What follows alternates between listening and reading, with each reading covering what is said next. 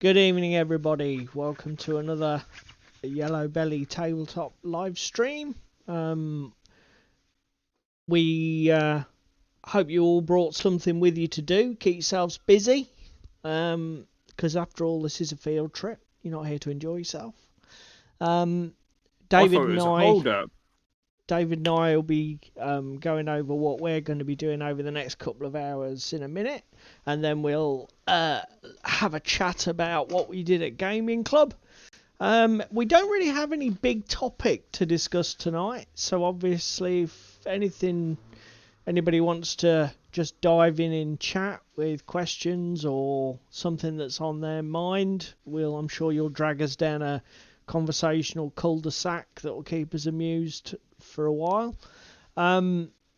The only thing that we do have planned for later on tonight is we were going to go through some of the fantastic pictures that our mate David took of the Battlesystems stand at UK Games Expo this year, because they had a lovely layout of loads of their different terrain packs all decorated with models and flocked up, and they did look bloody amazing. So it's well worth showcasing. I know we've talked about Battlesystems on the stream before, but they're such a good company. Gorgeous. They are worth revisiting. So with that said, let's get down to business, boy. So I'm already one step ahead of you. Bear with me. I am priming MDF terrain. Do you need a close cam? I don't need a close cam right this second, because I've got an airbrush in one hand and I don't have anywhere to put said airbrush. Okay, that's fair. You carry on airbrushing. So you're airbrush priming MDF terrain. Without sealing, because I'm feeling ballsy. Whoa, this could go badly. Watch that MDF suck up that paint like a fucking sponge. It's polyprimer, so we should be all right. Oh, okay. You never know. Yeah. Look, the Vallejo stuff. Yeah, Vallejo polyprimer, 50-50 mix of the grey and the black. Okay. So if you want to, and what is this? Come down onto the tabletop onto the tabletop cam. Oh yeah, you ready? Okay. I'm ready when you are. Let me switch that over, and then we'll transition. Okay then, mate, you are on. You're live. So I've started.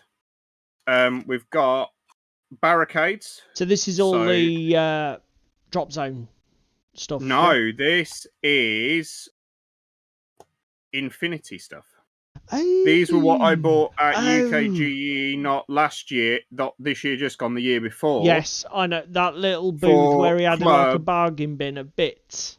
Yeah, they were. Gotcha. No, these are from TT. Oh, they are. Okay. These are the bargain bin boys. The containers. Okay. They're getting done as well, though, are they? Yeah. More TT stuff. So the dark matter generator. Got 2 of these to do. Yep. And then my favourite piece, the geodesic dome. Nice, I do because like this works in Infinity, Gaslands, and DZC. Because it is officially a 28mm terrain. Yeah, this is designed for Infinity, but it is completely scale agnostic, really. Yeah. So it goes really well. Nice. So the idea is, what are you just going to do? Flat prime them, or and then flat prime like this. Then I'm probably going to decide on a colour, or I might stick with this grey and just paint some details in. Right. You haven't really quite decided yet. You haven't decided on what your final look's going to be? No, it's more just blast it with some paint, get it down. Because again, even if this has got grey primer on it, because I'm playing Infinity for the next 3 weeks, it's going to look better than playing with this. Definitely. I mean, like you say, even grey looks better than bloody raw MDF, doesn't it? So that's my plans for tonight. What's your plans? My plans are just to do some more grey.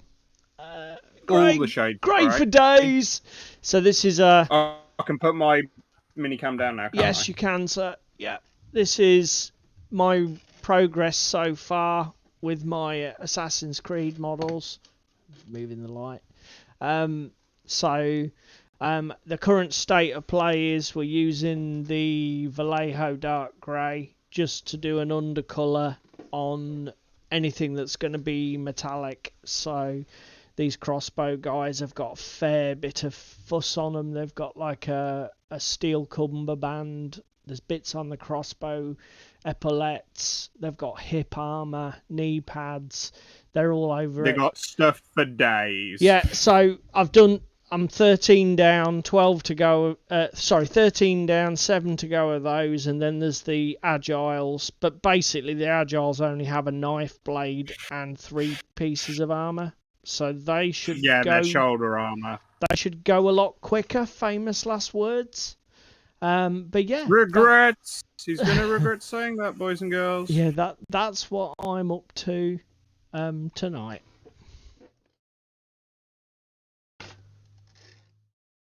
Well, I kicked off with what I did hobby-wise last week. So do you want to go first this week, sir?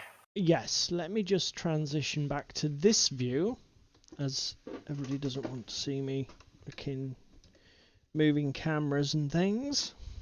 Oh! So, there we go.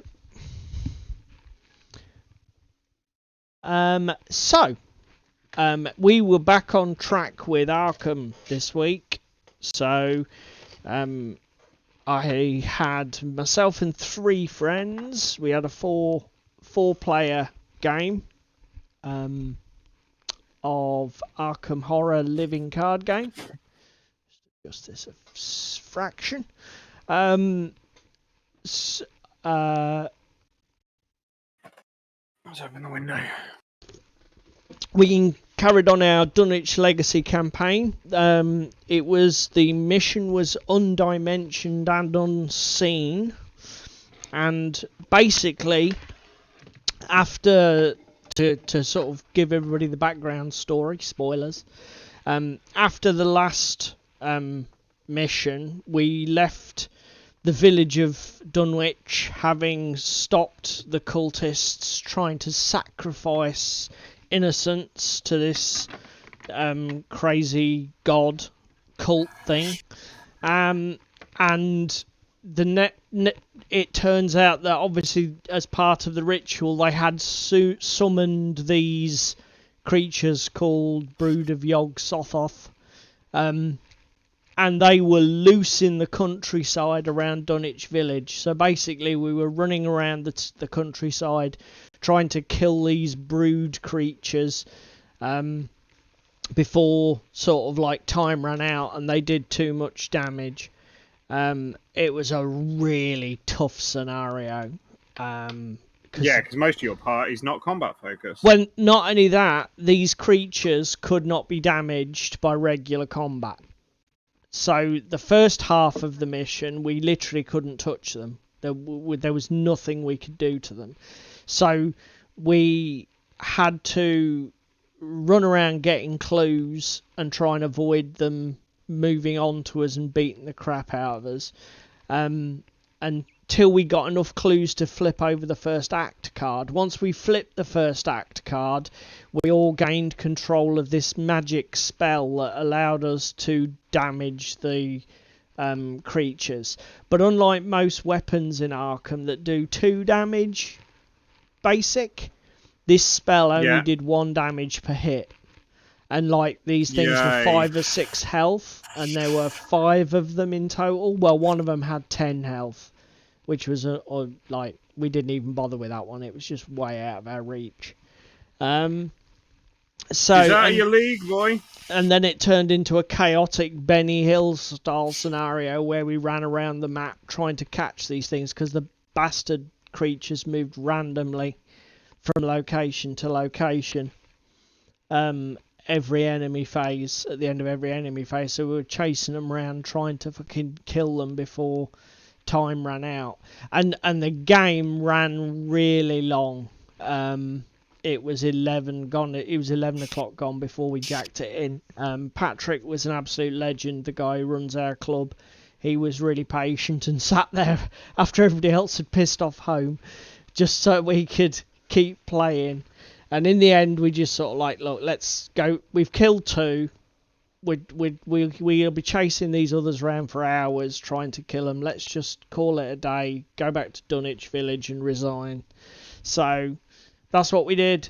Not exactly the most victorious, but again, Arkham's like that. It's not a game where if you want a game where you want to feel like a hero, it's not that. This is not that game.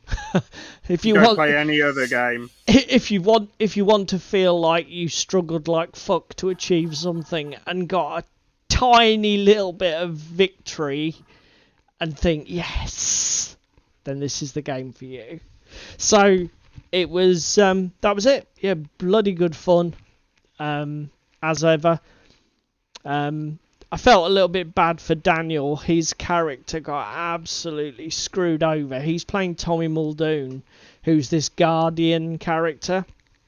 Yeah. So he's like the fighter of the gang. But obviously, apart from beating up any chump monsters that come out of the encounter deck, he couldn't really contribute. And he got stung with this weakness that took 4 resources off him right at the start of the game. And that meant that he couldn't then play any of his allies or get his game mechanism, his game machine going.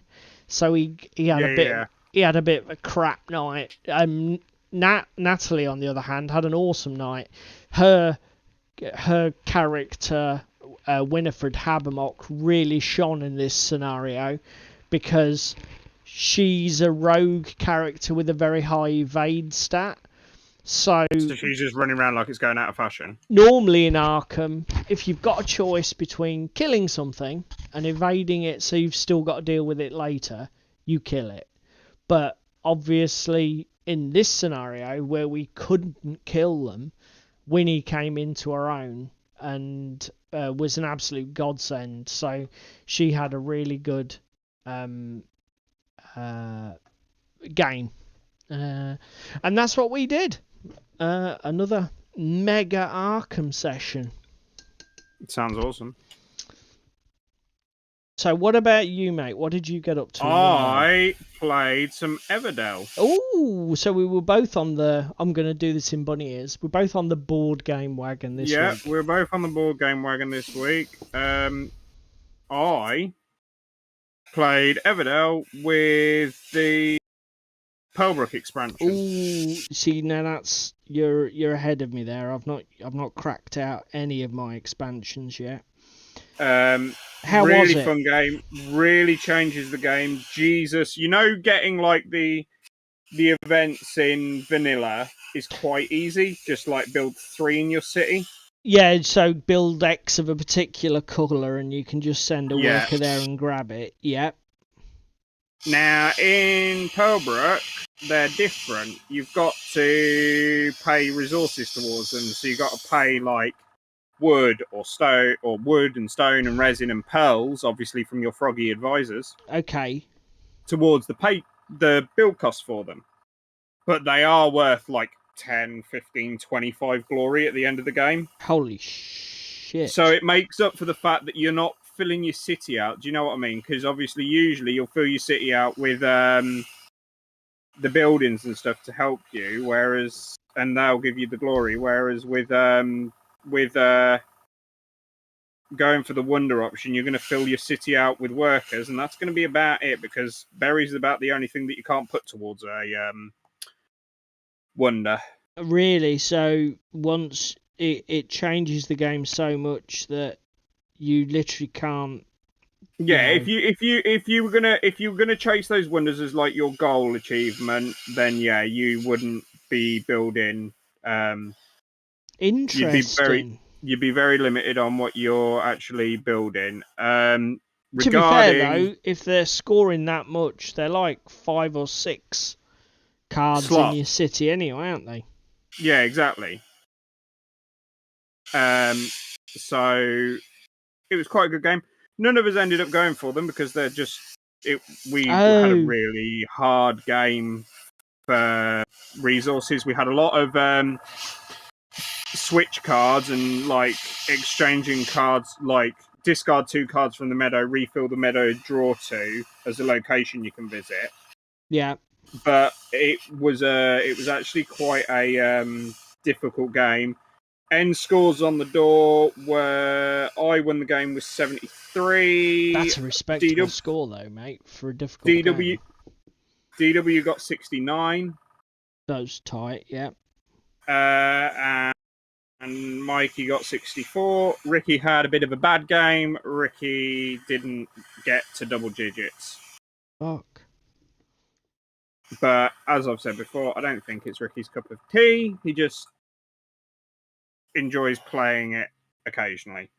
Yeah, just for the fun of it. Just as a refresher kind of thing. Like was player order an issue? So was like Ricky always going last on the round or anything? No, Ricky was going first. Ricky was the first one to go. Okay. So it's not that then. No. So it was a good fun game. I'll definitely be playing it again. It's like most times when we play Everdell. Obviously, like DW was still in bloody spring, while half of us were in the middle of summer. But then it came back. That came does back happen to bite, though, in Everdell, doesn't it? Yeah, and it came back to bite David later on because then he couldn't cycle the deck quick enough on his own to get what he actually wanted. Yeah. And we'd obviously occupied all of the locations that he wanted for resources. Yeah. Because we don't get picked up. So That's have fun, David, yeah. trying to get your 3 wood because we're here. Yeah. No, I've been stung by that before as well, where my opponent plays quite a quick game. Aggressive game, yeah. Yeah, and I'm playing like milking every card play and action I can milk for every resource. And like you say, you end up in a bit of a cul-de-sac where there's nothing left on the board. And with a larger number of players, it must be even worse. The other thing I will say with Pearlbrook is adornments are basically 2 cards that you're given at the start of the game. Yep. Randomly. You spend a pearl on them. You don't get to look at them before you spend the pearl on them, and then you flip the card, and it'll give you a bonus. So, like, some of them mean that, like, I had one for every glory I score, I get, or for every 3 glory I score, I get an additional glory. Yep. At the end of the game, there's one that counts the purples in your city and scores them better. There's one similarly for reds and things. So it changes the dynamic of the game a bit. Because you don't know what you've got until you've spent your money with your froggy advisor going and flipping one of the 2 that you've got. But you can flip both. You can. But you've just got to get, like, so for your froggy advisor to visit his locations, you've got to fulfill the requirements of having a certain number of things in your city. Yes. Like certain colours, or you can get the ferry boat and that copies any location. Yep. And it's just a place you can put the froggy on to visit. But once you then flip the cards have certain effects for you to do. So, like, some have spend a glory and a resource, get a pearl kind of thing. Right. When your froggy ambassador visited. So again, that's another way of getting pearls to spend towards your wonders or that kind of thing. Okay. It's like I've said before with it, it's a very nuanced game. Sounds like quite big changes for just because it's quite a basic expansion on the surface. It looks doesn't it? Yeah. I mean, you've got the frog. You get an extra meeple. Yeah, extra meeple and some adornments. That's like okay, and a couple of extra like forest location cards and some cards to add in your deck. And obviously the pond sideboard, but basically that's just like a placeholder, isn't it, for the ambassador thing? Yeah, and the boards that obviously replace the wonders that you use, or the festival events that you used to have. Oh yeah, of course they're gone, aren't they? Yeah. Nice. So now I've got Spirecrest to play at some point, and I've got Belfair to play. To be fair, we did play with meeples out of Belfair. We all played with, like, Mikey played with the fox, I played with the otter, Ricky was playing with the lizard, and DW was playing with the axolotls. To be fair, though, they don't do anything to the game. They're just cool. It's just they're a cute factor, innit? Yeah, it just allows you to flavour your game a little differently.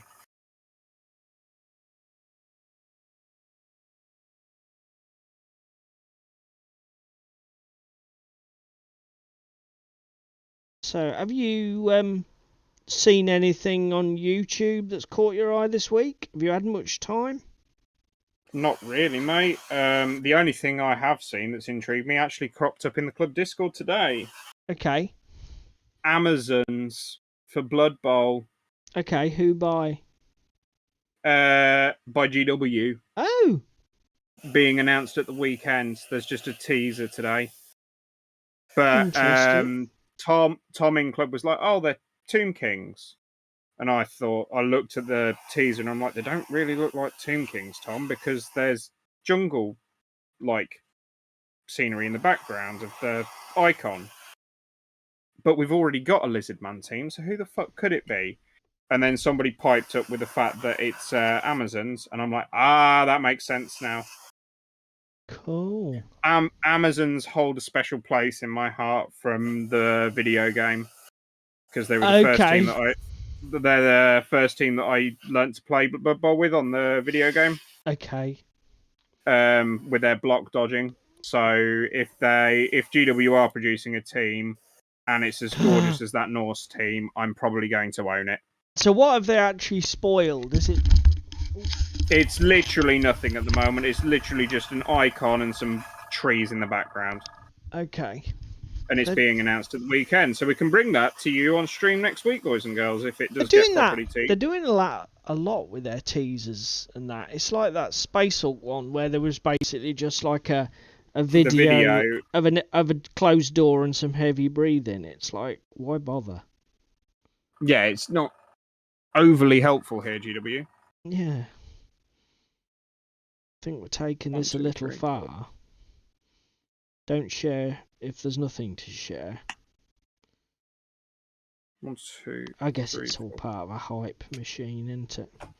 Oh, that's cool. It's good to hear there's a team that you're excited for. I mean, we've had this discussion before on stream. Yeah, but you've got your Patreons and 3D prints. You know, the world is your oyster with Blood Bowl. I do want to get a nice Amazon team, but I'm yet to find one that I actually like the art style of. Yeah. Punga would probably be the ones to buy from, but Punga haven't done an Amazon team yet, to my knowledge. And in fairness, the Black Scorpion ones are okay, but they're not great. No, and what's the other one? Grebo. They're all right, but they're just not my particular. Again, okay, but not fantastic. Yeah. No, that's fair. Bollock paint through the airbrush like it's going out of fashion.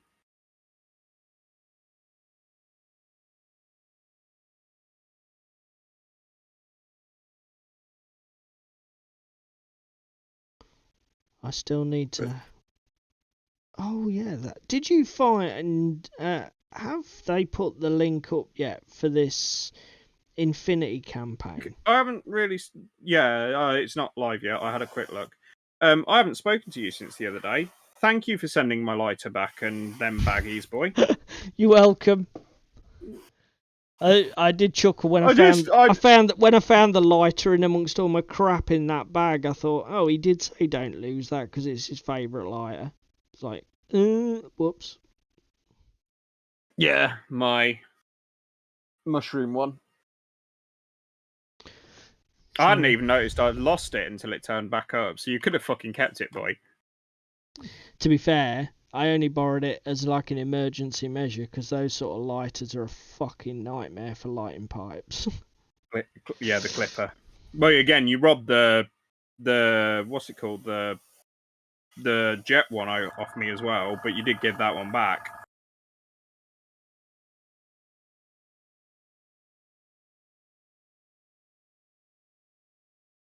I do enjoy using matches on a pipe, but they're not practical for outdoors or if you're out and about. Trying to keep matches lit is a nightmare. Right, I would say, in the grand scheme of things, that's been a relative success. I am, however, going to knock the compressor off so it doesn't overheat a minute, and we'll give it a 20-odd minute cooldown period. And then we'll go down to minicam in a minute. So yeah, I'm looking forward to the Infinity campaign. Hello, Crispin. Sorry, mate. Crispin has snookered in. What are you up to, mate? But no, I am looking forward to that Infinity campaign. Are you had a word with Patrick about playing some? No, I was just thinking about it. That's what made me mention it, because I should see if you Patrick's... should, dude. You should, because I think it'd be nice to compare notes one night as well. Do you know what I mean? Yeah. But no, I've committed to playing all month because I'm teaching Ricky how to play. I've just shot water at my laptop. I better go clean that off. You plonker. You say plonker, I say idiot. So I've got your close cam on, but obviously it's in a black. Second, yeah. Don't worry. It's I'm just saying to you, the technology is ready when you are. So David's priming some MDF terrain, Crispin, as you. I don't know if you were here earlier and heard, but and you get no prizes at all for guessing that I'm still bashing my head up against this fucking Assassin's Creed project wall. Because damn, it will not break my spirit. Right, sir. Gunfighter's Ball. Okay. Waiting on the Join or Die Wanted Kickstarter. Okay, Crispin is now throwing things out here that I haven't heard of, so we will have to have a look at this in a minute. Right, you tell us about your terrain, mate. You go down to minicam while I 3, 2, 1. You're back in the room. There we go. For a single polyprime coat, I'm happy with that. Yeah, I mean, I'm guessing the thin bits are where you are holding it with your thumb. Yeah. Or, again, I need to do the backside of that. But I'm relatively happy with that. Vallejo Polyprimer, you are good in my book because you've not really gone that patchy and absorbed too badly. It'll probably get a second quick dusting, but I don't know whether to leave this grey as it is because I quite like this grey and then just paint some details in. And do a bit of dry brushing maybe. Yes, and call it quits. I do apologise for everybody else. David's audio was clipping really badly there, but it may have been my PC trying to do too much because I've got like quite a few things open. A million things open at once. Yeah.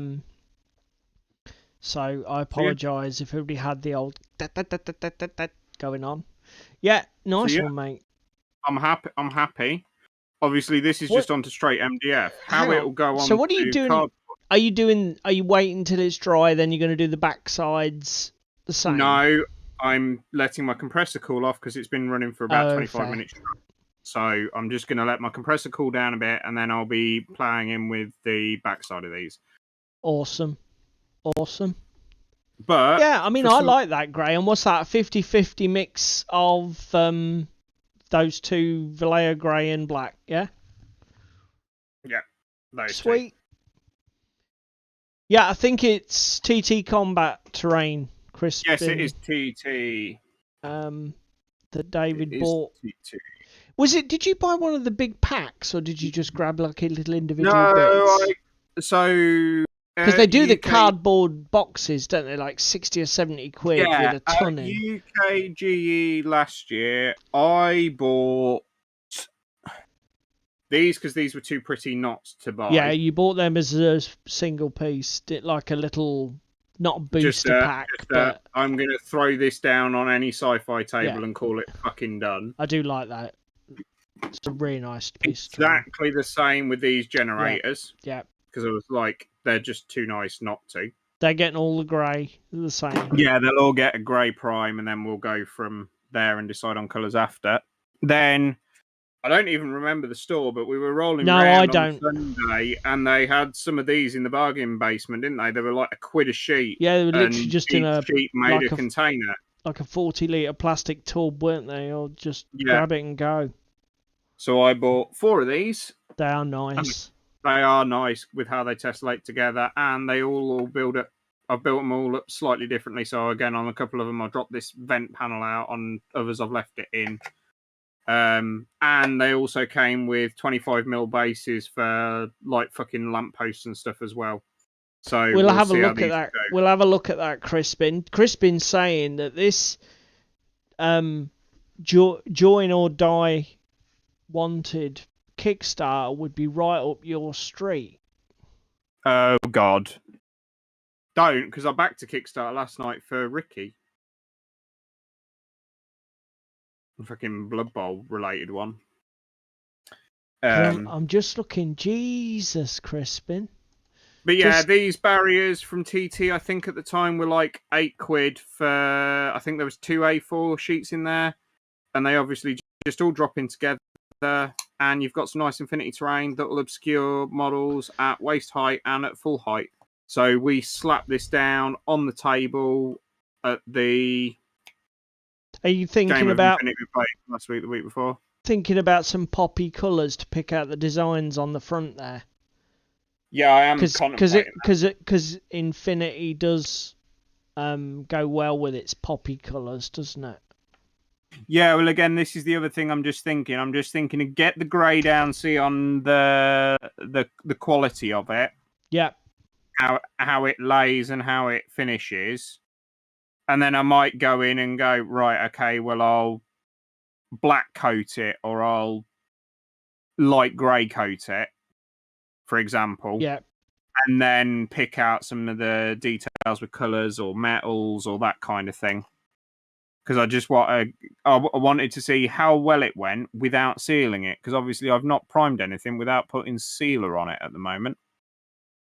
Because my DZC stuff that I've painted up had the glue and oh my God, spackle as a sealer. Yep. Right. I mean, to be fair, it doesn't look like it's done too bad for sealing, but the question is how much paint have you had to use? Because you've done what, one side of about 4 or 5 small pieces there? No. I've done 1, 2, 3, 4 of these height walls, which are like double height and probably about 50 across. There's 3 of these long, like, and what was it? A full cup? 25. It was 2 full cups and a quarter cup. Oh, okay. But no, to be fair, it wasn't full cups because I was running 10 drops of each. Oh, fuck! Because fuck all then. I don't run more than about half full on my airbrush. Oh, I do. When I'm priming, I just glug it to the top. No, I'm too much of an orangutan and changing the angles. £35 for the... Yeah. Okay, right. Pull this up on the screen then, boy. I am doing. Hang on a minute. Let me bring up my browser, because I've just been and had a quick look at this, and I think... You're mildly aroused? Oh, that's... Hang on a minute. I've done this hard mode, haven't I? What the hell? Just bear me a second. So, transition. So yes, I know you'll have to wait a little bit for the catch-up, mate, but this is what Crispin's on about. Join or Die Wanted, an impressive spaghetti western collection of 32mm STLs for 3D printing.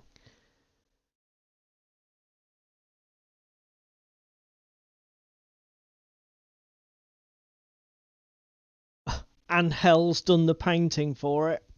Oh God, Jesus fucking H Christ. Oh my God. So the company is 3D Breed Miniatures. So they've already done several. They've done World War II.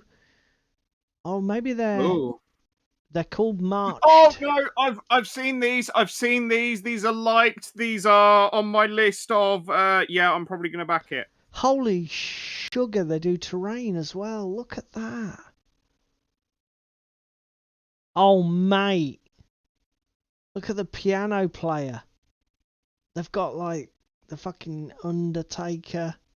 Because I was thinking of grabbing a few of these for just miscellaneous things for like Wild West Exodus and Look things. at the props. Got the old tin bath.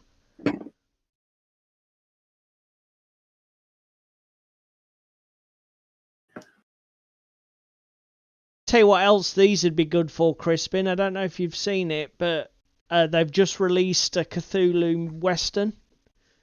So we've got Call of Cthulhu 1920s, then you've got Cthulhu Ancients and Cthulhu Victoriana. Now they've got one for Wild West. It might just be the excuse that's €35. It's not even £35. Shit. Damn you, Crispin! I'd saved it because I saw the cover picture and it looked good. Look at that! You got a guy shooting out of a barrel. Sheriff Office is just a freebie, of course. Yeah. Oh my Christ! Right. While you're doing that, and you're on oh my God! Look at the train. Yeah, there's 12 days to go on it, isn't there? Mate. Oh my God, the Mexican artist's gorgeous. You've got loads. Mexican Outlaws, 7th Cavalry, Stagecoach, Gold Diggers. The Stagecoach is a nice model. The Tavern Fool. You've got Miners. Gold Panners. And then we have... That's a nice touch. They've done like a little scale comparison photo matching their models to others. I like those. They're gorgeous. I like those touches to 3D print Kickstarters. Yeah, when you got an idea of what size it is. It's a good thing to do. Wow. Got plenty of flipping stretch goals then. Yeah, just a few. I saw that. What the hell? Let's have a look at what I've got. How are they doing for money? You said it's about 12 days. 12 days to go. 2,534% funded. Don't think that one's falling through anytime soon. Nice. Yeah, and this was the other thing that Crispin mentioned. Sorry, Crispin, the chat's not on screen now for me, so hang on. Here he goes. Crispin's been piping in. 3D printing, resin models. Resin models of terrain. Oh, nice. No, I'll look for that and something like that.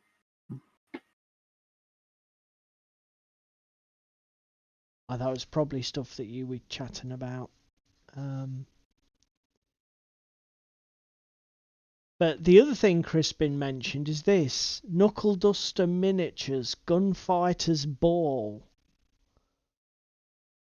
So this is a detail. I've never come across this before, Crispin. Which country are you in? Are you US or are you UK?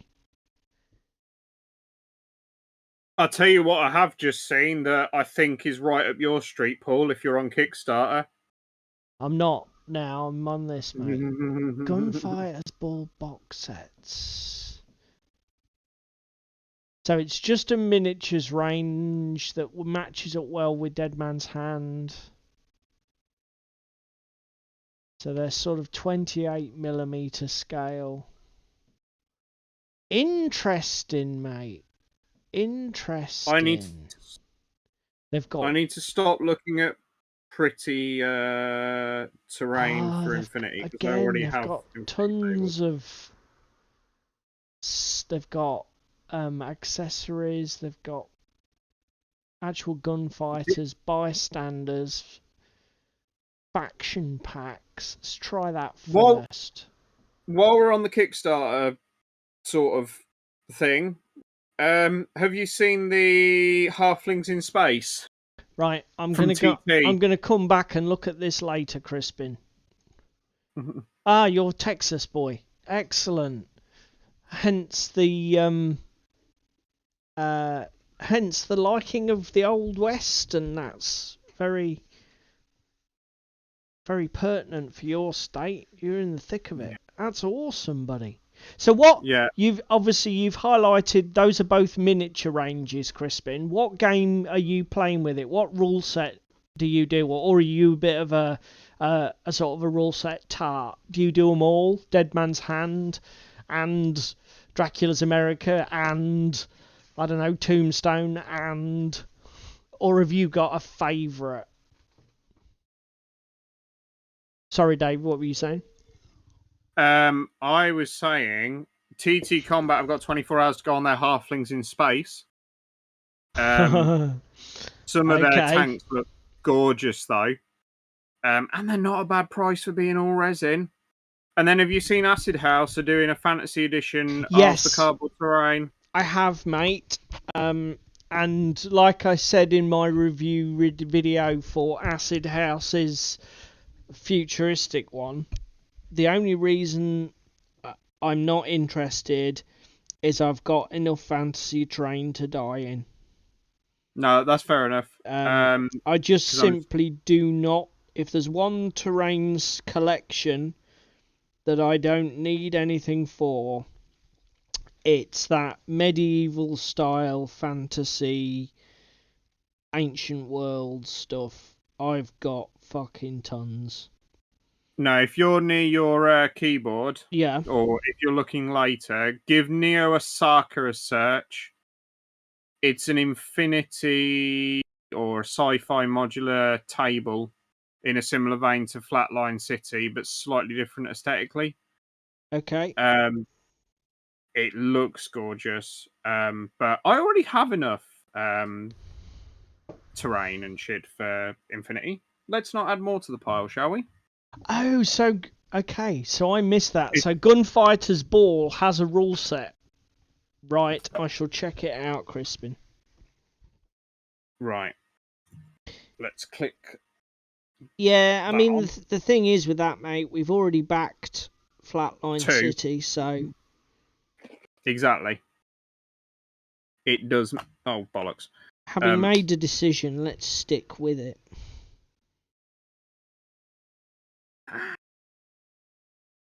Where did I fucking put the airbrush thinner?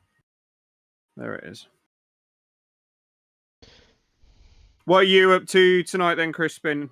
Well, he said earlier, this is what kicked it all off. He's backing Kickstarters. Well, he's let me see if I can find his comment. Yeah, he's starting a new board, so I'm assuming by that he means he's making himself a terrain board. Ooh. So, are you doing like a modular thing, Crispin, or is it just like a big sheet, a 4x4 all in one? I suppose you've probably got space to store it. Your American houses tend to be a lot more roomy than us Europeans. We're a bit pushed for space here. But unless you're like, in the middle of New NYC. Well, yeah, unless you're bang in the middle of a city, you guys tend to have some pretty... Your houses are quite spacious, which is good. And compared to ours, cost next to fucking nothing. Oh, Crispin's on the old printing. So he's preparing the table by just printing some buildings. Nice. Good man, Crispin, good man. See, again, it's a massive hole in my gaming. It's a 3x3 board, apparently. What are you going to do, Crispin? Matt, with set on terrain, or are you going to make something? You're going to make a terrain board. Okay, cool. It's fairly easy to do with the west though, isn't it? You know, just a sand finish, bit of dry brushing, and then you just add your details that you want. Oh, you've got a small house. Crap. Okay, you lucked out. Never mind, mate. We're all in the same boat. Space is king here in the UK. There's very few of us have got room to store a ton of stuff, unless we build something in our gardens if we're really lucky. And then the problem's keeping it warm and fucking dry, which is not a problem I imagine you in Texas. You have in Texas, yeah. Yeah. So, but yeah, as I was saying, it's like a massive hole in my gaming repertoire. I don't have a Wild West game. Yes, you do have a Wild West game. Well, I don't have a Wild West game, if you let me finish, that I have terrain and that for. Do I? Well, you could have if you bought some. Yes, and that's always true of everything. I thought you said you were going home and buying it anyway. What? Rio Sonora. Oh, I'd love to, but at the moment I do not have any money. I have bills to pay, so I'm gonna have a lean couple of months, but that's fine. What goes around comes around. I'll be able to scrape some money together later in the year. I think, to be fair, when I do pull the trigger, it probably will be the pre-painted stuff from War Cradle. Wow, 40 degrees C. Sod that, Crispin. Although, having said that, we're forecast 30 next week. Having said that, the one advantage I think that you've got is that I don't know. I'm guessing this is the case, but out there in Texas, it's dry heat, isn't it? And it's slightly easier to cope with when it's desert heat than when it's like 38 degrees C but 70% humidity. Then it's fucking lethal, isn't it? Yeah, it's like, it's again, it's like this morning. It was like, it's fucking grey and cold and blowy. And then all of a sudden, the fucking clouds broke, and it's like, it's too fucking hot and sticky now. Yeah, but that's us Brits, isn't it? Fucking moaning about warm weather. Well, again, that's the thing, isn't it? The houses are built to fucking keep the heat in winter and keep us warm and dry, but fucking hell do they keep the heat in summer as well? Yeah. All that brick and tile just absorbs that solar energy like a sponge, and then you're living in a clay oven. Oh, fuck. Crispin, mate, you've really looked out. So you picked, essentially, you picked the only wet part of Texas. Nice one. He's in Houston, which apparently is built in a swamp. I was going to say near the coast. But dear fuck, man, unlucky.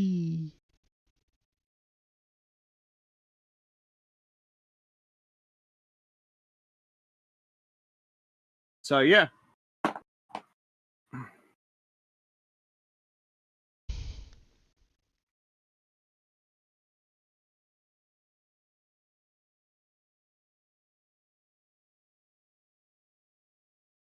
Born and raised in Houston.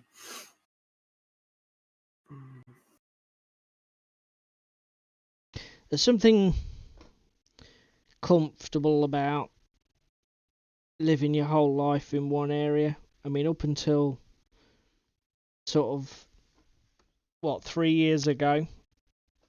The only time I'd travelled more than about, I'd basically lived within 20 miles of where I was born, apart from a handful of years going to university and then coming straight back again. And there is, I don't know, there's something nice and comforting in that familiarity that you get with a place when you live in it that long.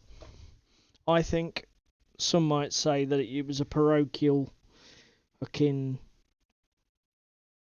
sad way to be, but I can see why people like that comfort. I mean, I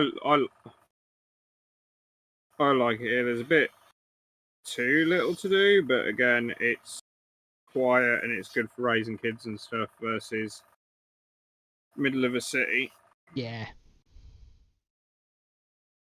Yeah, I know what you mean. But then again, if you really want to go 10-pin bowling, well, you're 20 miles from Peterborough. If you really want to visit a multiplex cinema, again, 20-mile drive. It's not huge, is it? Nah, far in the car and you're everywhere, anywhere. I mean, an hour and a half in the car and you're virtually to Birmingham.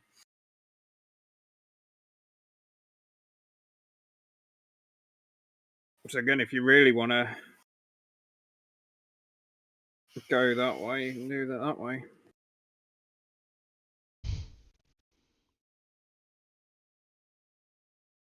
But, how are we doing for time? The time is coming up for 9 o'clock. So we've got about 10 minutes, mate. I feel like we're on some sort of challenge show where we got to brush us down in 8 minutes. Oh, I'll tell you what I have been. Have you been watching much on TV? Oh, fuck. Well, I've been watching The Boys on Amazon Prime. And I'm up to season 3. And season 1 was pretty good. I don't know if you know anything about the show, but basically it's about this weird alternate reality where superheroes exist, but they're monetized by oh yeah, don't worry about it, Crispin. It's just, the endless grind of politics. I wouldn't say it's a loss anyway, but ayo. I mean, it's just big party politics. He'll be, yeah. So Crispin's seen The Boys. So it's this weird, fucked up dystopian reality where superheroes are like normal people. So they get pissed and do coke and sleep with whores and it's a really weird sort of feel to it. Yeah. And then there's this group of people who are like the stars of the show, call themselves the Boys. And they're this sort of like group of normal people that want to see all supes destroyed, superheroes destroyed, supes as they call them in the show. And it started off really good, but I don't know, it's getting a bit fucking weird now. As I say, I'm into season 3, and it's one of them things where I think there'd probably have been better. Yeah, canning it at 2. I'm on episode 3, I think, Crispin, so I'm a bit ahead of you. Season 2 definitely was nowhere near as good as season 1. Season 3 seems to be shaping up better than season 2, but again, it's not the same as season 1. Yeah, the termite thing. It's got some really black comedy moments in it, but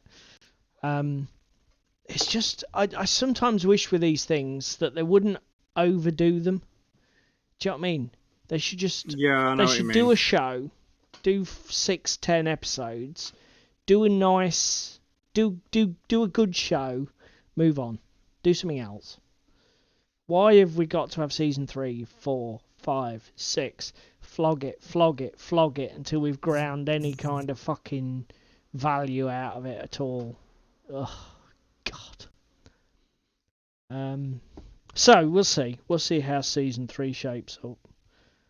I mean, Marvel Agents of S.H.I.E.L.D. was like that. The first couple of seasons were really good, and then it was just a bit shit. I've never seen it. I think Well, I again, it's think Marvel, I've seen a it's not couple of just great. 5-minute excerpts on TV, but I was like, I couldn't really follow what was going on because I hadn't watched the 30 episodes already made, and I didn't know the the films, and I didn't know the MCU like degree level, so I couldn't follow what the fuck was going on. So it was like, yeah, no, I'm good, thanks.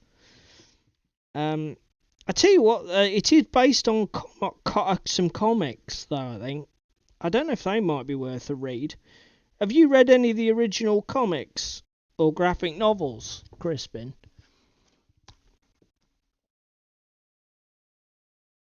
No, I haven't watched Ms. Marvel.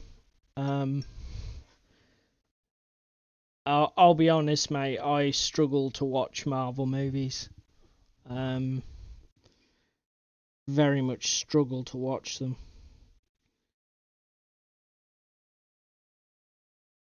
I haven't either seen it.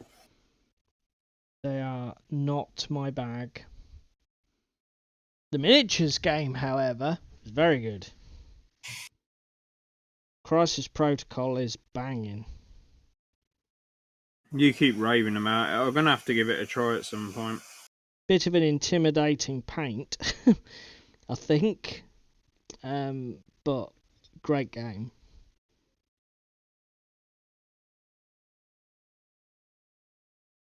But I already do one superhero game, so...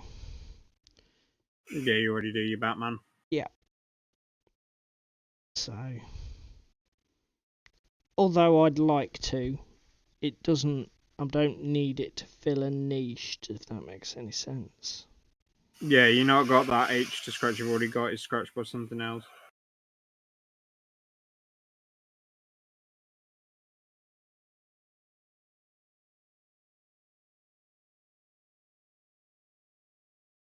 And to be fair, Batman is a lot grittier and darker.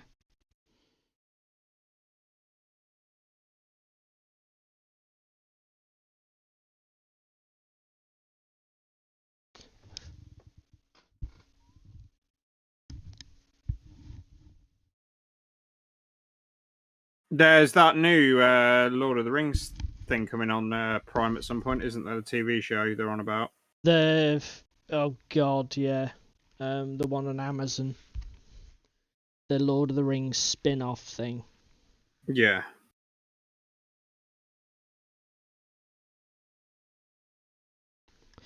I mean, Amazon's production value is pretty good.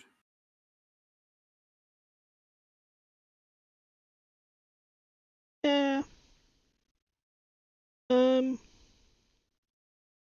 I think the problem for me is I'm not really a TV guy. Yeah. You know, I watch more YouTube than I do TV. I really I'm not the target audience, unfortunately.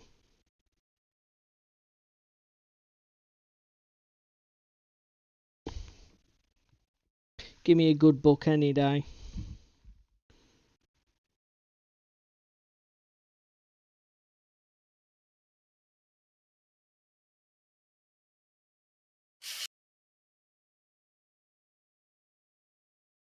I can't remember the last thing that I watched, and I was like literally, I couldn't wait for the next thing. Do you know what I mean?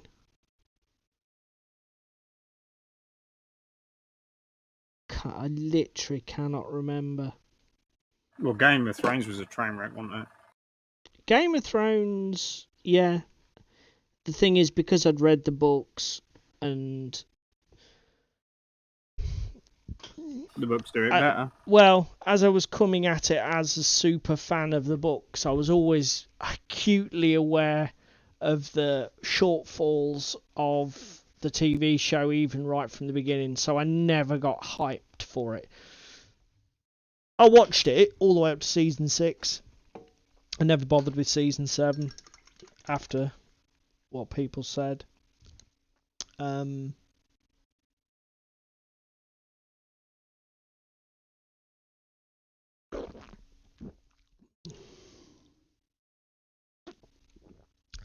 It has a helicarrier for 32 million. What?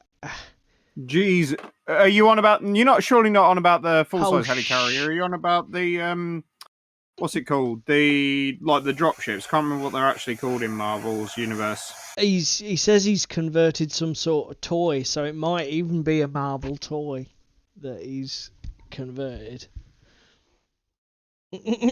What the hell? What the hell are you going to do with that? Have you got like a custom scenario in mind? That's an insane. Then again, I suppose it's like these starships that you're building for Billion Suns that are like the size of a desk. Yeah, because it's Crispin that was building that last week, wasn't it? Yeah. Obviously, scale is important. Presence, I think it's called, Paul. Yeah, you could say that, couldn't you? Fucking hell.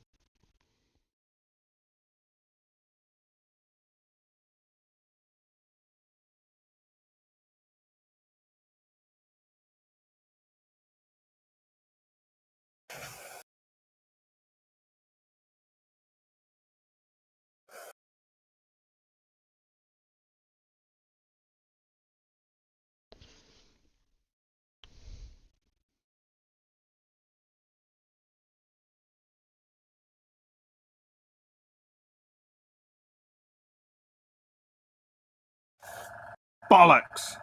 Now what you done? Run out of paint about 3 bits before the end of the fucking job. Ah, I hate that.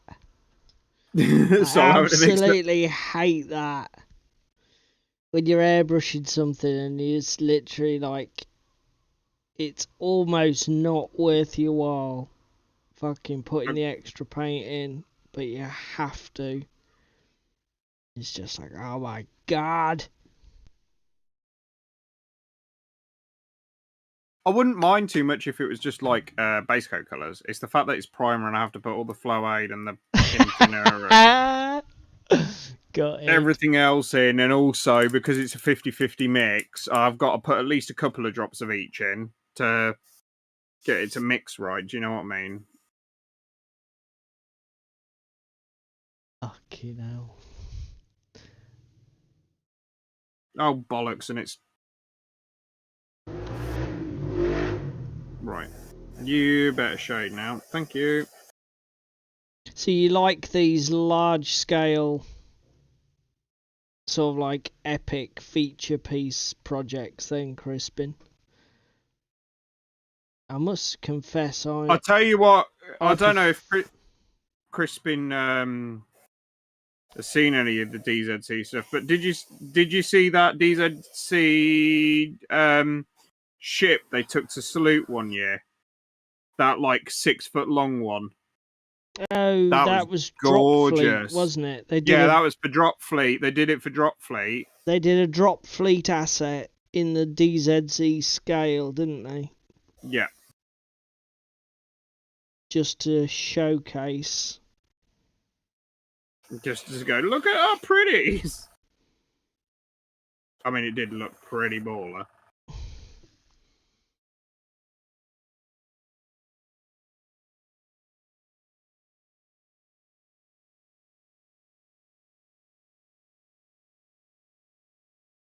Yeah, I'm much more comfortable tackling smaller scale projects. Anything big like that would just intimidate the crap out. Well, I mean, you've still got all that Frostgrave terrain to do. Exactly.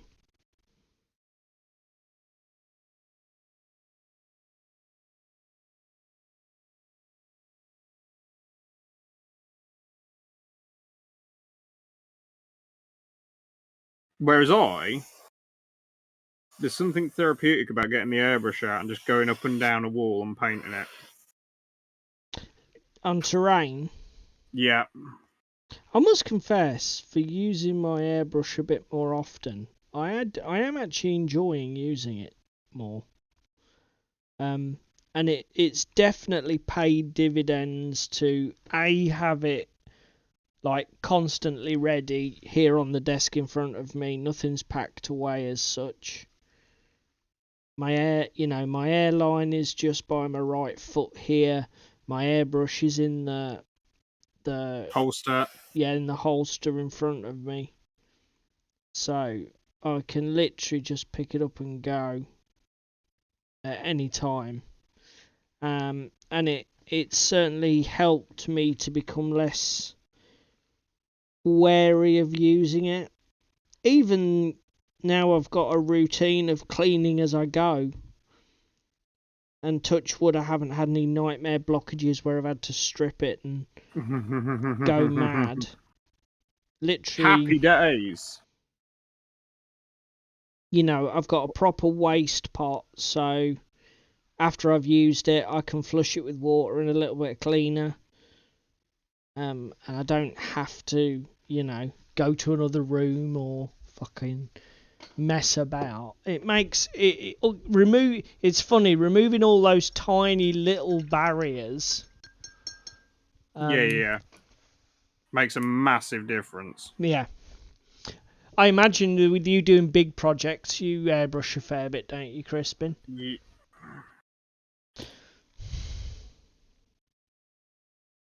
Yeah, as I say, it's a relatively new tool for me. I'm still on the stage of I prime base coat and then do a little bit of sort of like Zenithal style highlighting if the miniature's got large areas of a single colour, but I'm not onto any kind of technical finesse work. Detail work. Not yet. Whereas I do a bit of everything with it. Base coating, priming, Zenithal work. I mean, I did my Infinity stuff with them.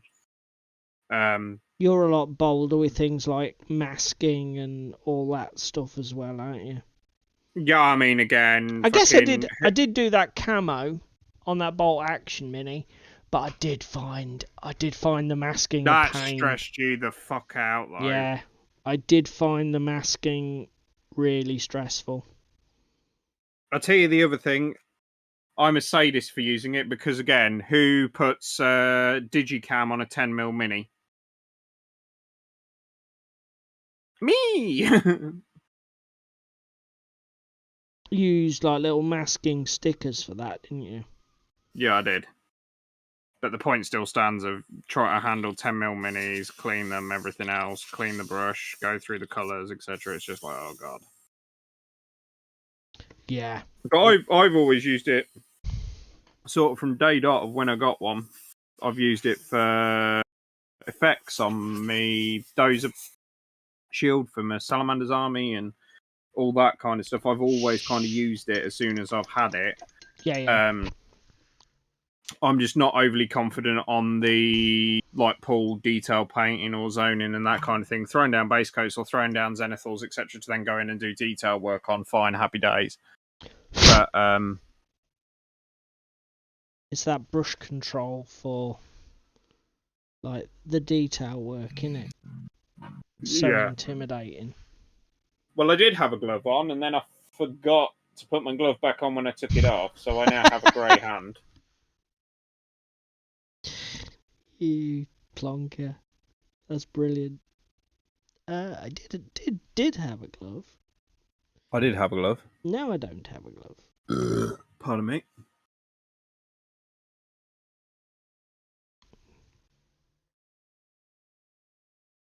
Right.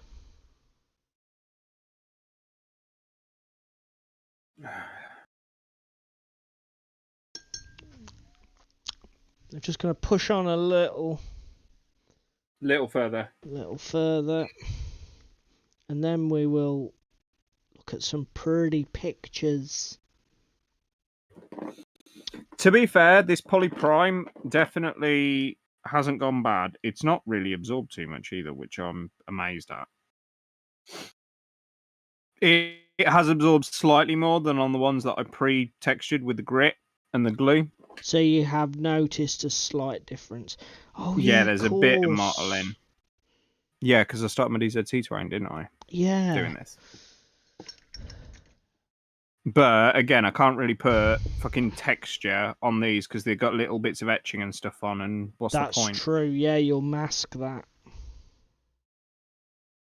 So I'm happy with them. They've had a coat. Do you know what I mean? I think it'll be. I can't wait to see the textured ones finished to see what that texture looks like painted. Well, that was again. I think that was a 2/3, 1/3 mix. I think I went a shade darker with that. But yeah, airbrushing vehicles does work really good. I mean, the other stuff I use it for is for I've done some detail work with my airbrush, like I did that fucking squid for Club from Overdrive with it. It was a good candidate for a colour fade effect, wasn't it? Yeah, it was on the end of the tentacles.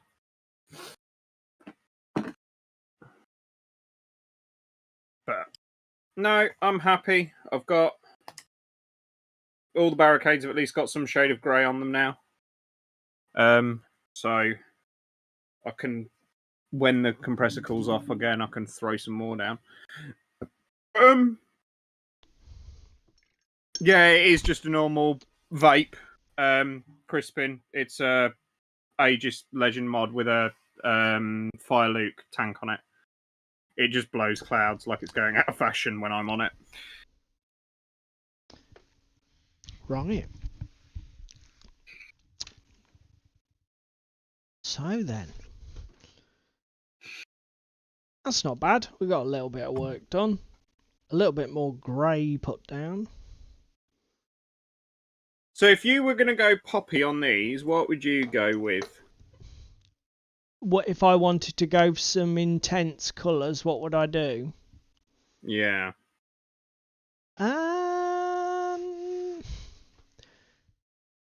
So you're doing it red and white? Would sort of like would be the first things that I'd pop into my head because they both look good with grey. They're classic. Infinity. Would you brush paint it? THC's not legal here, mate.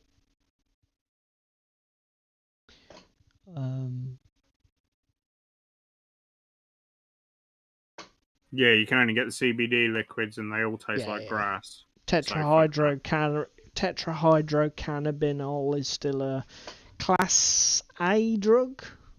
I want to say Class B. I forget.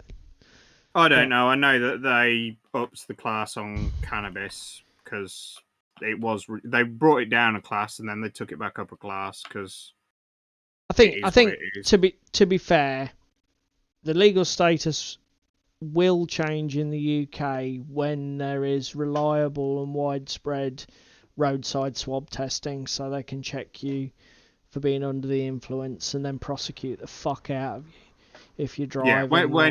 Yeah, when you can do it on like a breath test or a swab test. Then the alcohol, then it'll be fine. Yeah, then the government will say, have at it, we'll tax the fuck out of it like we do cigarettes and alcohol, make a ton of cash, and if anybody's driving under the influence, we'll bang them with a massive fine and ban them. As long as we can reliably detect it, we'll be game. I think that's the only thing standing in the way. I don't think there are any other real reasons why we haven't yet. So yeah, what are you thinking in terms of your highlight colours? I don't really know. Okay. I mean, you don't necessarily need to. You can just leave it as, this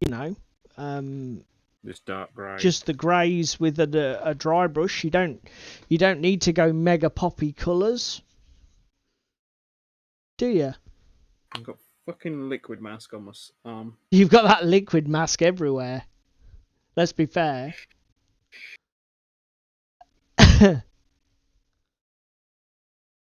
The only problem with things like reds and whites is you're going to have to go back in with a white undercoat on them Yeah.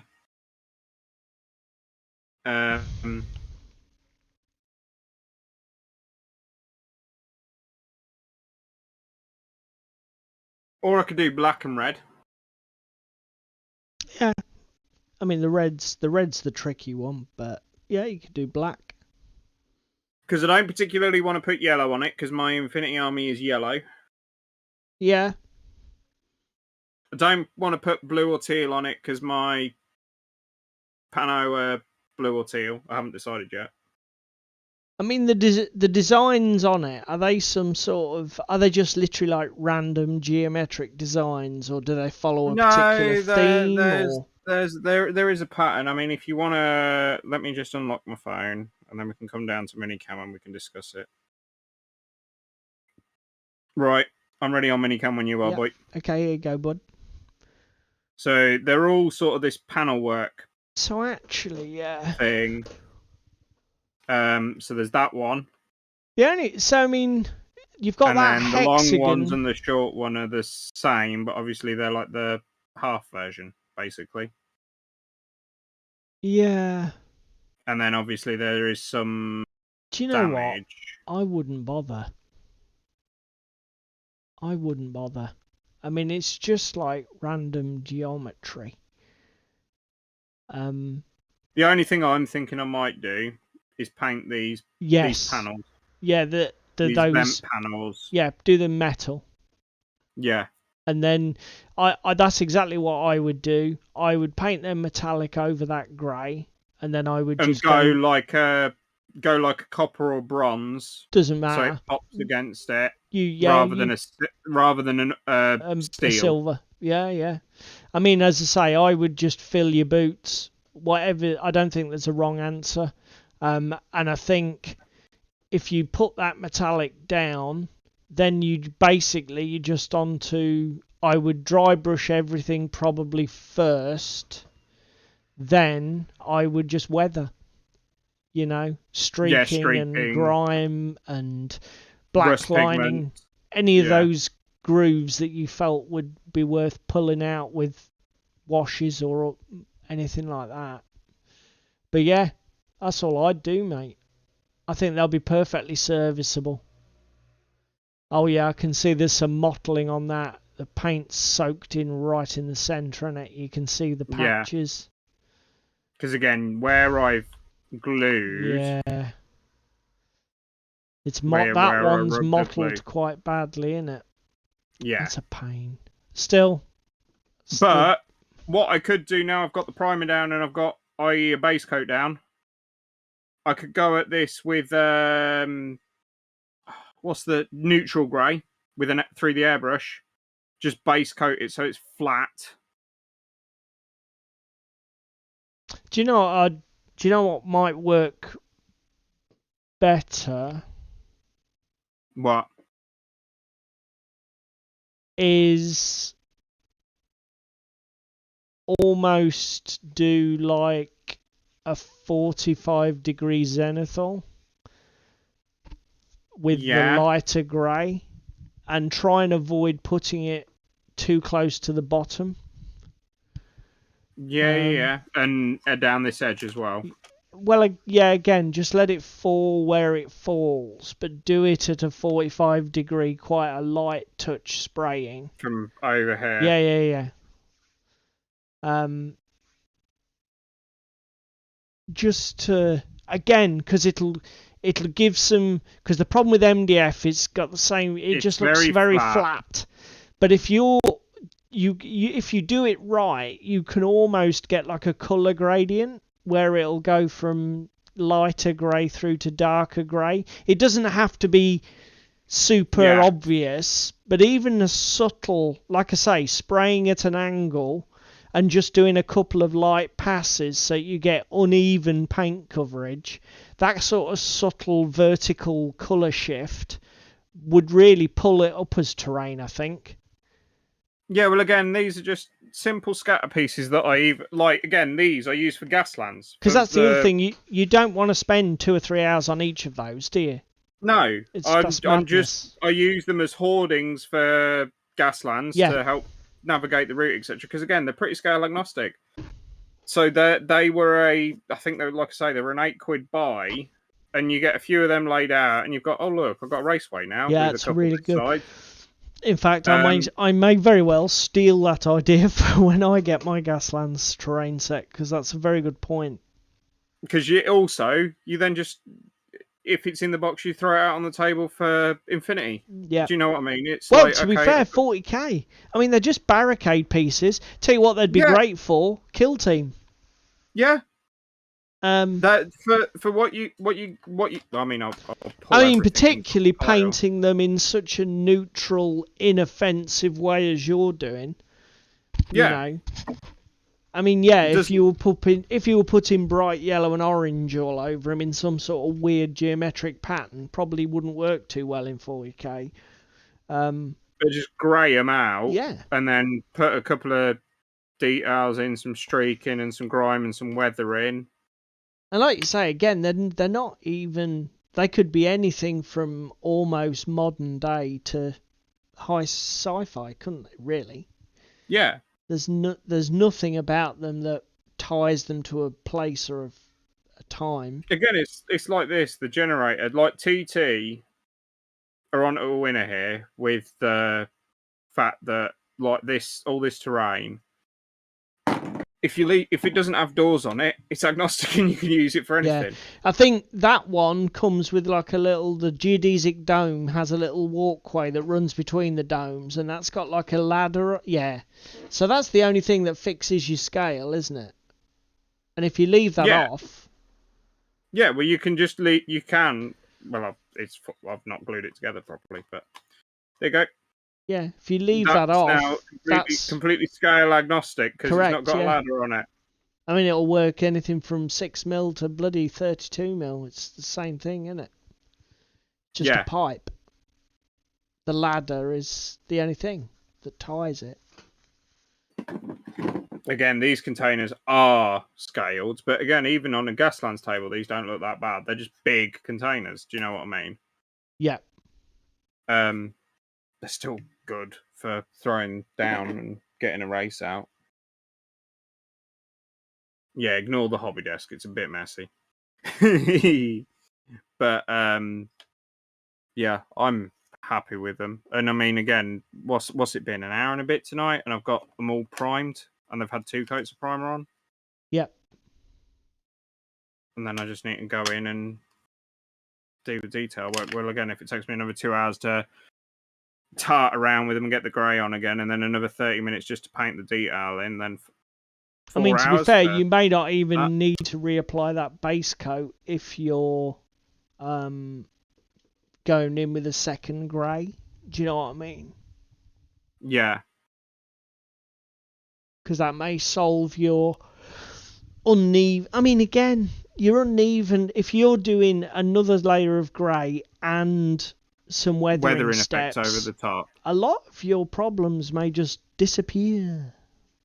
Yeah, because they'll be buried under streaking and grime And again, to be fair as well, I've said this before, sometimes some things in life you want to have a perfectly even coloration. Smooth coat. So like armor panels on vehicles, things that like would be spray coated in a factory, they have a perfectly uniform coloration.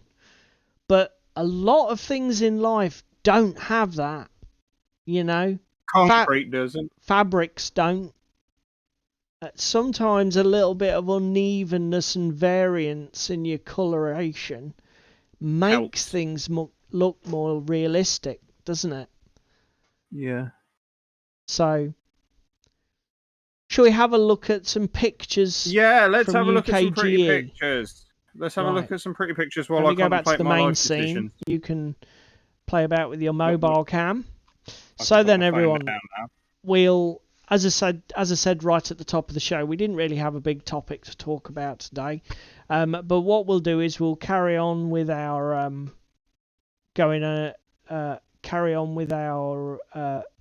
pictures from UKGE. Carry on camping. If I do that. See if I can get this fucking liquid mask off.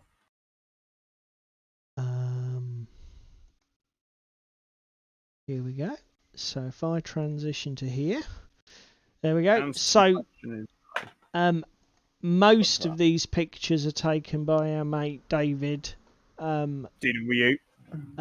Thank you very much for David for taking the pictures, because he's a way better photographer than I am. So this is the Battlesystems stand from UK Games Expo this year. For anybody who doesn't know, Battlesystems, they are a manufacturer of cardboard pre-coloured gaming terrain. They also market their own game set in the sci-fi universe called Core Space. Now, Core Space is a micro skirmish game where you play like 3 or 4 models that are like the crew of a spaceship, and you walk around small sort of 2x2 maps of like space station interiors, opening chests, grabbing loot, and then trying to escape. Sort of like a space pirate idea. And there's an alien race that's sort of preying on all of humanity that are sort of the foil. The models are run... It's got elements of Frostgrave in it, in that you've got 2 competing war bands normally trying to grab loot, and there is a villain that is controlled by AI mechanics, and they're the aliens that appear from time to time on the various parts of the board entry points and start attacking you and getting in the way. So it's as adversarial or cooperative as you want to make it. If you and your opponent want to agree that you're not going to be dicks to each other and you're just going to go in and get the loot and run out, you can do that. If you want to go, face to face and start shooting the crap out of each other and not giving each other an inch, you can do that. It's not a game I've played, but as I've just said, for me, Frostgrave sort of sits in the niche where it would sit in terms of the games that I play. And I'm very much like that. If I've got something that scratches my itch, because there's so many games out there, that there's often... It's difficult for me to get on board because I've already got X, if that makes sense, because I've got so many games that I'm already invested in. Having said that, if I did have spare cash at some point, I would definitely get into it, because I've watched playthroughs, particularly on Tabletop. I've done a fair few games and that playthroughs with it, and it does look great fun, with cute little sort of like character boards that you move pegs in, and the terrain, you literally, the Core Space box comes with your models, your terrain, your missions. It's almost like a self-contained board game experience, to be fair, which is another reason why it's an absolute no-brainer for a beginner. Unlike a game like Frostgrave, where you buy your book from one place, your models from another place, your terrain from another place, and then have to combine it all together in a hobby experience. With Core Space, if you don't paint your models, you literally buy the box, open it, unpack everything, stick the terrain together, and you're away. Obviously, painting your models is a hobby option there for you if you want it. But so this is the stand. As you can see from this picture, hopefully, they certainly do a beautiful stand. They're always one of the most striking ones at UKGE for me. They're just gorgeous, aren't they? Yeah, I mean, they've got a huge footprint, but it showcases all of their range so well that I think it's a good investment for them. This picture would have been better, but some idiot stood in the way. This was from a photograph from the other side. David's obviously not looking at the screen. No, I'm fucking on a lag, and also I'm trying to rummage find some paint. I could hear rummaging. Is these the paints that you chucked all over the floor earlier? No. Right, so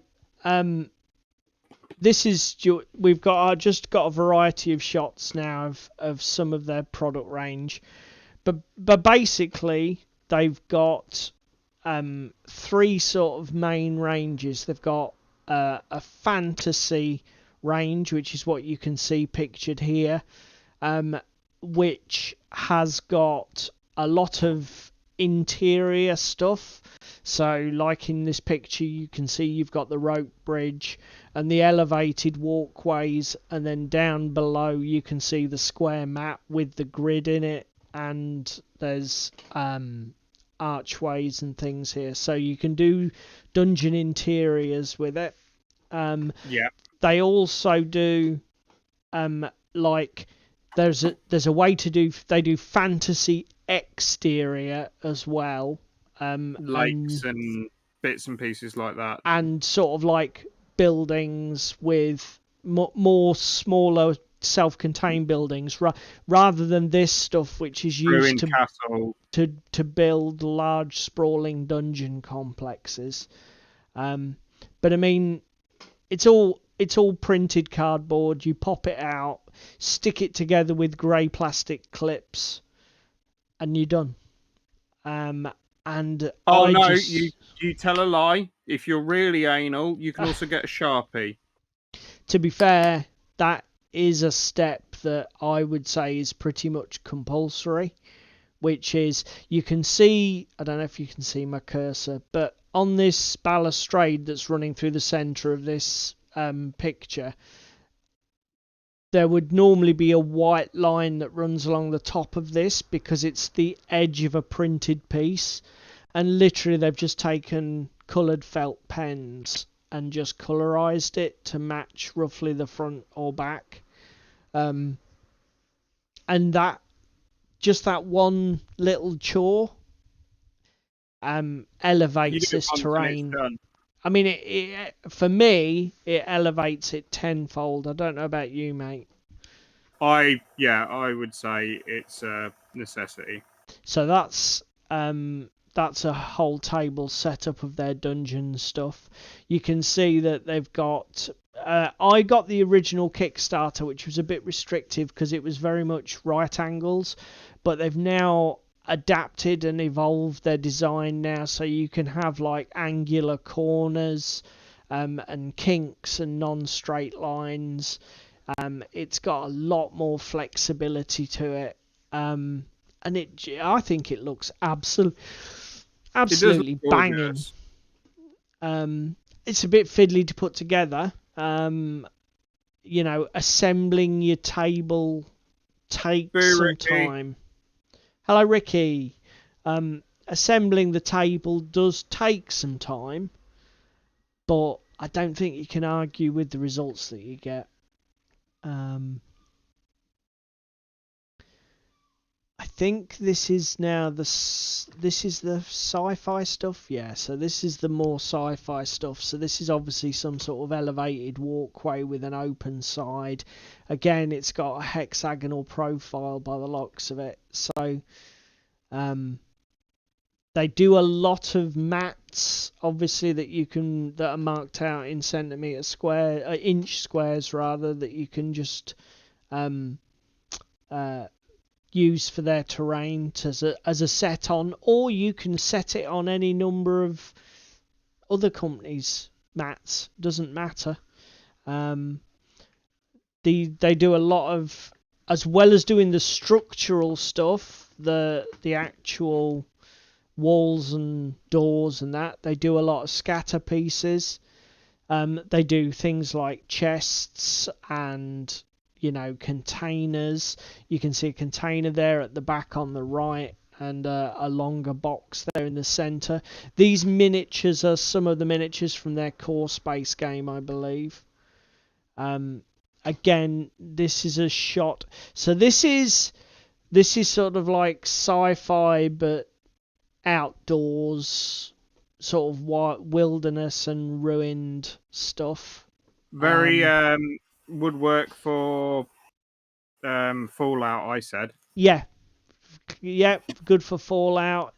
It's just a bit high tech, but at the same time it's a bit degraded and ruined and not in very great order. What the fuck's up with this airbrush? This is some more shots of some of the interior detailing work. So you've got like that item there, that computer screen is a freestanding object, which you just place in your interiors. This is from their sci-fi interior set. So just like with fantasy, you can have exterior and interior. This is the sci-fi interior, so you'd use this for building the insides of space stations or starships or that sort of thing. Again, the miniatures are all theirs. I mean, it looks fantastic. It works on multiple levels. I mean, you've got 3 different levels of play in this board. This is the kind of environment that the core space game works in, as you can see by the little flyer in the bottom right there. And then this is back to exterior sci-fi stuff. So this is stuff that's more freestanding buildings or buildings that you can lay on mats to create exterior sci-fi. So more for things like you could use this for 40k, you could use this firefight, any of those sort of futuristic tabletop war games. This would be great terrain for it. You've got large open flat areas to create elevations for fighting and moving troops around on. It's really good stuff. And I think, I mean, the shapes and that they get in it are so interesting. You know, some of this terrain that's comes pre-built is as boxy as hell, but I think this is pretty cracking stuff. Well, the other nice thing with it as well is the fact that it's pre-done, pre-coloured. You literally just need to pop it out, and as Paul says, put the clips on it, and you're done. And even for the exterior buildings, the interiors are detailed in both the fantasy range and the sci-fi range. So just because you've got like a if I go back, just because you've got like a building like these ones here, you can see there are open door areas on those slopes or window areas, whatever you want to play them as. And then the interiors have colour and printing. Do you know what I mean? The whole thing is finished. Yeah.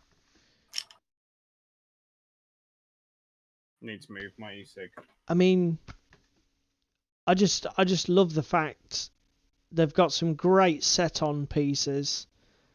I mean, look at that. It's an amazing little bit of terrain for decoration. What are you up to tonight, Ricky? There's some of their miniatures, I think, that David photographed close up. Again, here's another shot of their interior dungeon style terrain. Now then, that does look very... It looks like they might be playing core space on that. So they, even though that looks quite Indiana Jones and, you know, old world fantasy temple, I think they are playing core space on it. Looking at the character cards on the right. Could be no different to like the Drowned Earth setup and the Drowned Earth tables. Little weapons rack.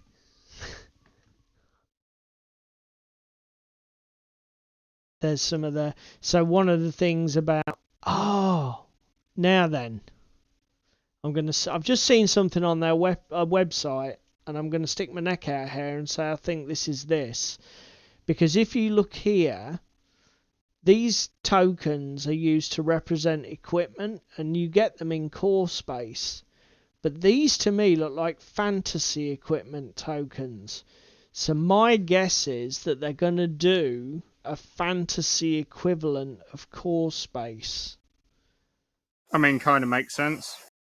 And I'm betting you that is what all these minis that are not fully painted is all about. In fact, look at these character cards here on the bottom edge of this photo. This must be what this is about. Demoing it at UKGE. So here's some more of their classic fantasy stuff. Again, David doing some cracking photography. I mean, look at these little barrels, all fully printed. Just 2 pieces of cardboard that you glue together. So this is where, like, you can do full-blown castle exteriors with the stuff. You got the Fantasy Citadel box set there. There's pretty much nothing that you can't do with this stuff now at this point. I'm hoping he got a picture of my favourite. This is another great little village layout. My favourite's the next one up with the lake, but I don't think he got a photo of that. Again, you've got stockades, freestanding buildings. I mean, these would work for Saga or Viking style games. They don't even need to be high fantasy, do you, mate? You could do it in a grounded fantasy setting just as well. More, again, like I say, more time. Yeah. I mean, some of this stuff's some of the stuff that you can just see at the top edge of the screen there, the more medieval style urban dwellings set on a cobblestone map, be cracking for Mordheim.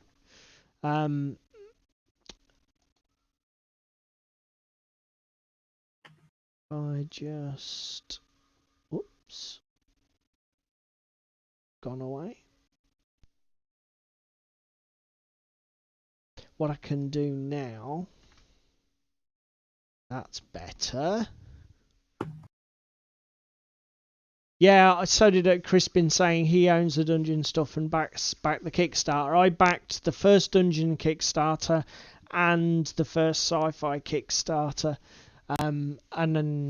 I've used the dungeon stuff for several games. I've played Dungeon Saga with it. It photographs really well, Ricky.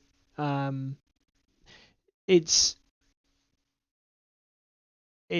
the only restriction really is because obviously it comes pre-decorated. You're a bit restricted on your scale.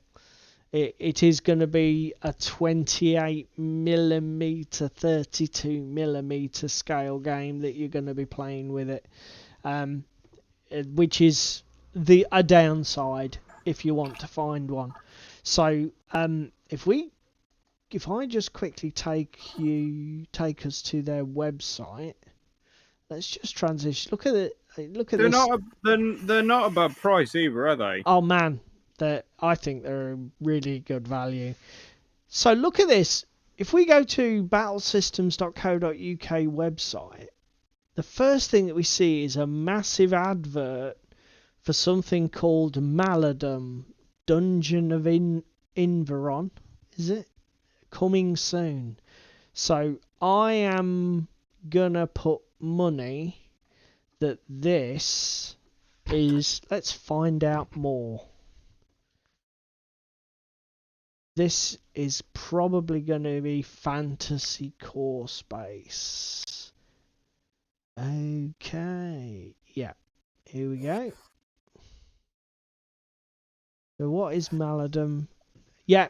Maladum is the fantasy core space genre as core spaces to sci-fi, filling the gap between prescriptive board games with miniatures and open world RPGs. So they're going to pitch for exactly the same thing. I'm going to check this out at my leisure. That's great. Excellent. Let's go back to their front page and let's have a look at their terrain ranges. So like if we take some of the fantasy stuff as an example, so here you go. For £100, you get, in fact, not even 100. For $79.99, you get all of that. That's good.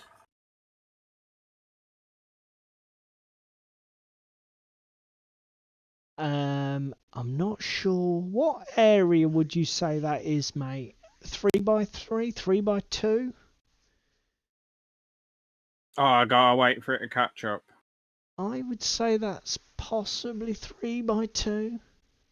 Definitely looks rectangular, but it could just be the way it's shot.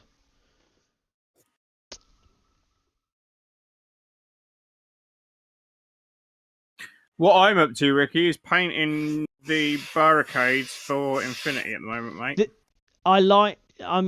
It's a shame that they don't tell us what scale. It'd be nice to have a rule, even if it's just a 30cm ruler in the foreground to get an idea. Do you know what I mean? Because the mat is definitely not included. No, the mat is not included for what I'm seeing here. It does tell you that the fence sections alone are over 4 foot in length. Does that help us work it out?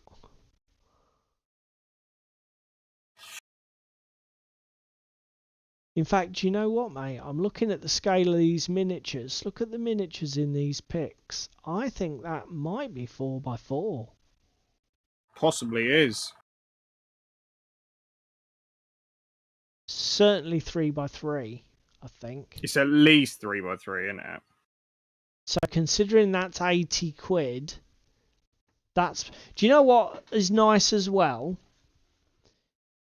They've done a very shrewd thing in that they've given you plenty of scatter. And do you know what? This to me is the greatest demonstration of how important scatter can be for a table. Because there are only, 4 large buildings? And yet that table looks fine. Just with 4 buildings, but all of that scatter and, little bits and pieces here and there. Looks amazing. 80 quid. Yeah. What else have we got?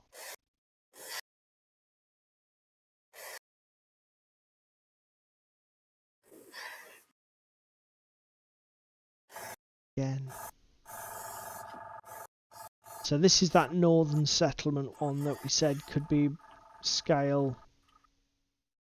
That could be sort of medieval or Viking themed. Look at the interior of that mead hall. That's fucking crazy good. Weapon racks and tables. Looks so good. It is insanely good. It looks gorgeous. It's definitely. I mean, single individual piece is £18. Are these even cheaper? $14.99. They must again. Have... If you want a tartar table. I was going to say all of the front menu prices are different, and then I've just noticed in bright red here in the top corner, sale. So when does the sale end? Sale. Here you'll find all the special offers, overstocks, up to 70% off some items. What? Okay, people. Might be the time to jump on here and buy some bits.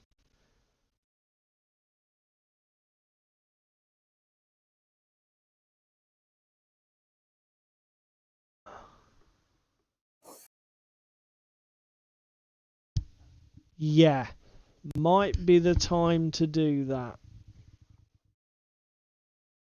If you're in the market for some terrain, go do it. Yep, definitely. Because you will be happy with it. And I think there is only one other thing that I've got here in my browser to share with everyone. And funnily enough, this is something we meant to share last week. And David asked me to pull it up. And then we got so carried away, yaddering away to chat, that we completely forgot all about it. I think I mentioned it in passing, but we didn't give you the details. So this is a Saucermen Studios sci-fi base bundle, reduced to 24 Australian dollars, not US dollars, but you get a lot. So for those of you in the 3D printing vein, this looks like a bit of a bargain at the moment.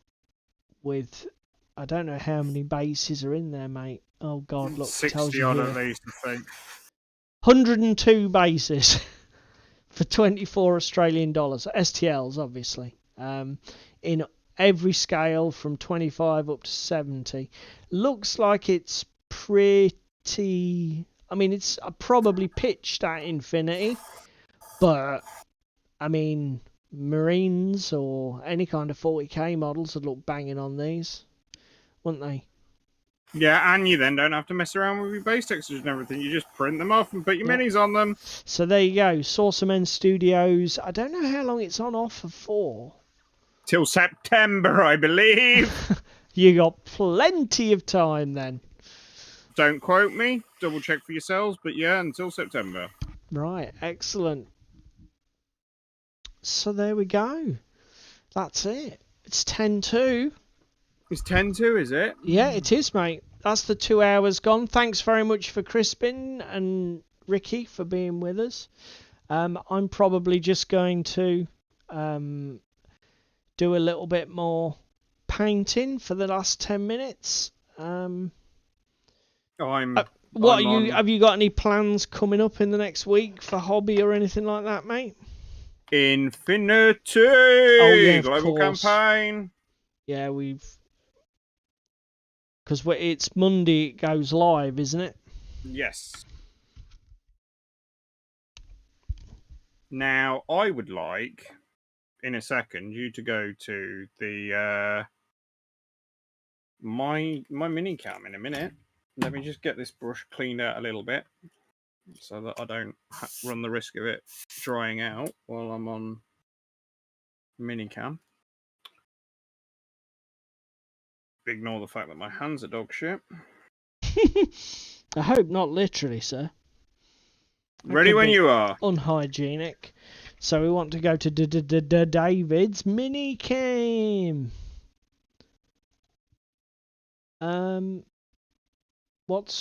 Yeah, I'm not getting a feed off your minicam, mate. Hang on. Let me turn the Wi-Fi Thanks, Crispin. off. I'm glad. Bye, Crispin, if you're off. That you know, that's why we come on and chat crap, because hopefully it gives you something entertaining to do while you're getting your 3D printing done. And thank you for being here and participating in the chat, mate. It's appreciated. It really does make our evening. So, I'm still not getting a video feed from your phone, sir. I don't know if that's me. Mine appears to be working. Right, you're back on. There we go. Okay, I didn't know. Are you having VDO Ninja problems? Ooh. So what's this? This is a 45-degree paler grey, is it? Yes. I'm liking that. I'm liking the colour variants because it's subtle, but it's definitely there, isn't it? It's more obvious on the taller pieces. I'm liking that, son, as a base to work from. I mean, look at this one. Yeah, that one's worked really well. Can you do us a favour? Just rotate it so we get the top down. So we can see the top edge. Tilt it towards... That's it. Okay, yeah, and now tilt it back. Awesome. Yep. Even gone over onto the backside a bit as well. But that was that intentional? Have you painted the back as well? Yeah, that's fine. Purposefully to catch it. Yeah. In fact, to be fair, I bet because of the overhang and the angle, the backs have worked even better, haven't they? Yes. Yeah, you can see it even on the short pieces. You can see it's definitely darker at the bottom. Yeah, that's brilliant. I am nicking that because that's worked really well. For reference, boys and girls at home, that was neutral grey from Vallejo, number 160. So that's not a primer colour. That's just their neutral grey paint. Yep. Excellent. Have you had any ideas on dry brush? What colour? Not yet. I'm possibly... Do you know what? That was neutral. I'm just going to throw this out. Possibly cold grey, because that's a step up. Do you know what? Or if not, I'm just going to go all throw the way this... up to sky. I'm just going to throw this out there. What about not a grey, but an ivory or a beige for your dry brush step? What about that? Maybe. The only reason I was saying with this, because it's by adding in a very pale cream or an ivory colour, you're bringing some of those earthy tones in, which for dust might look more realistic than just staying grey. Do you know what I mean?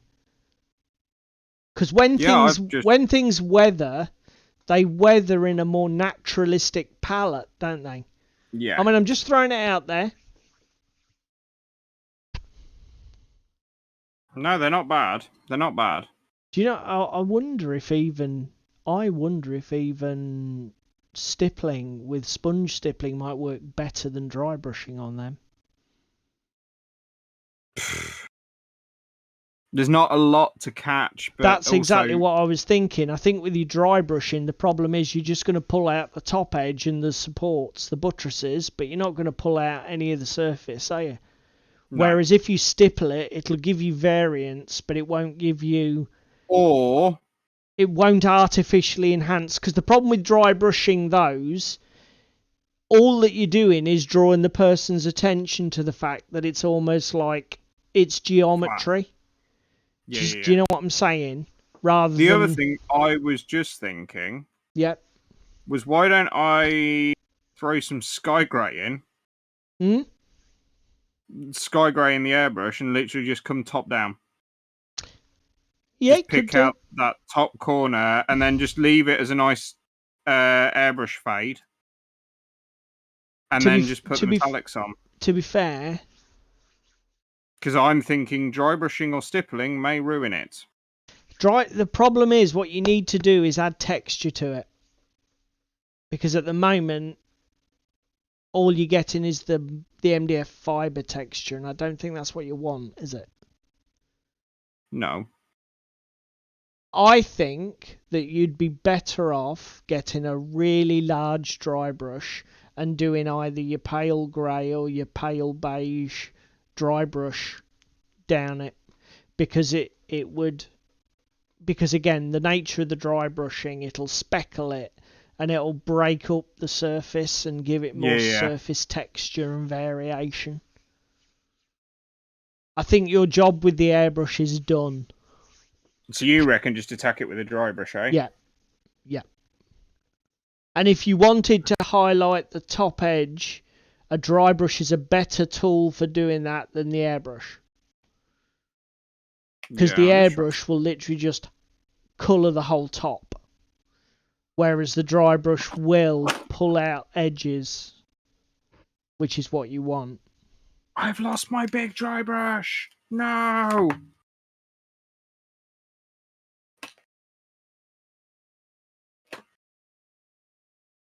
That'll do.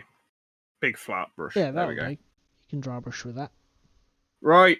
Take me off minicam because I think it's time we say bye to the boys and girls at home. Yep. It's coming up almost dead on 10. So, thank you very much everybody for being here. If you are watching the video after the fact, please like, share and subscribe and leave a comment in the comments below. Any feedback on our new screen coloration layout is appreciated. So obviously still relatively new at this, so we're still tweaking and changing things.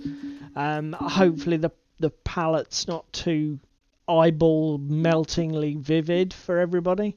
And I think with that said, we will see everybody next Thursday.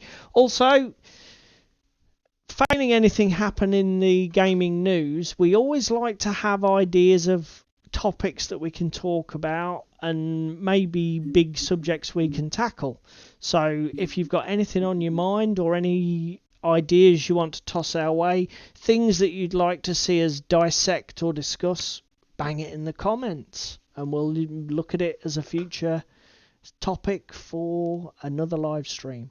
And until get some hobby done this week. Yep, until next week, guys, get some hobby work done, and we will see you next week.